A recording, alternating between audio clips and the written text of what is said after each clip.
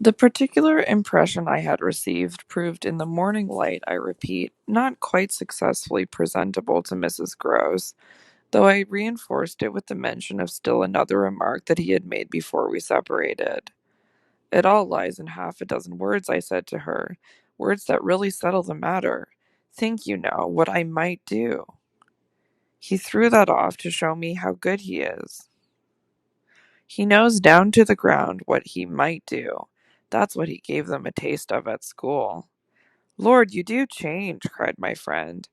I don't change, I simply make it out. The four depend upon it perpetually meet. If on either of these last nights you had been with either child, you'd clearly have understood. The more I've watched and waited, the more I felt that if there were nothing else to make it sure, it would be made so by the systematic silence of each. Never by a slip of the tongue have they so much as alluded to either of their old friends, any more than Miles has alluded to his expulsion. Oh yes, we may sit here and look at them, and they may show off to their fill. But even while they pretend to be lost in their fairy tale, they're steeped in their vision of the dead restored to them. He's not reading to her, I declared.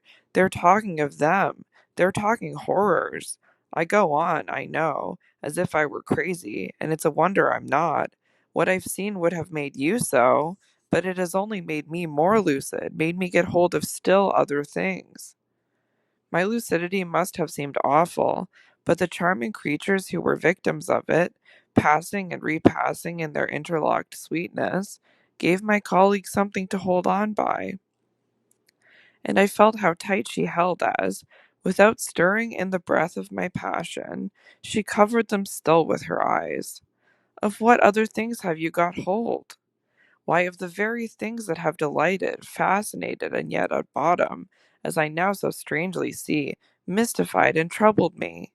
They're more than earthly beauty, they're absolutely unnatural goodness. It's a game I went on, it's a policy and a fraud. On the part of little darlings? As yet mere lovely babies? Yes, mad as that seems. The very act of bringing it out really helped me to trace it, follow it all up, and piece it all together. They haven't been good, they've only been absent. It has been easy to live with them because they're simply leading a life of their own. They're not mine, they're not ours, they're his and they're hers. Quince and that woman's? Quince and that woman's. They want to get to them. Oh, how at this poor Mrs. Gross appeared to study them. But for what? For the love of all the evil that, in those dreadful days, the pair put into them, and to ply them with that evil still, to keep up the work of demons, is what brings the others back. Laws, said my friend under her breath. The exclamation was homely, but it revealed a real acceptance of my further proof of what, in the bad time, for there had been a worse even than this, must have occurred. There could have been no such justification for me as the plain assent of her experience to whatever depth of depravity I found credible in our brace of scoundrels. It was an obvious submission of memory that she brought out after a moment. They were rascals, but what can they now do? She pursued. Do? I echoed so loud that Miles and Flora, as they passed at their distance, paused an instant in their walk and looked at us. Don't they do enough? I demanded in a lower tone, while the children, having smiled and nodded and kissed hands to us, resumed their exhibition. We were held by it a minute. Then I answered, they can destroy them. At this my companion did turn, but the appeal she launched was a silent one, the effect of which was to make me more explicit. They don't know as yet quite how, but they're trying hard. They're seen only across, as it were, and beyond, in strange places and on high places, the top of towers, the roof of houses, the outside of windows, the further edge of pools. But there's a deep design on either side to shorten the distance and overcome the obstacle. So the success of the tempters is only a question of time. They've only to keep to their suggestions of danger. for the children to come, and perish in the attempt. Mrs. Gross slowly got up, and I scrupulously added, unless, of course, we can prevent. Standing there before me while I kept my seat, she visibly turned things over. Their uncle must do the preventing. He must take them away. And who's to make him? She had been scanning the distance, but she now dropped on me a foolish face. You, miss?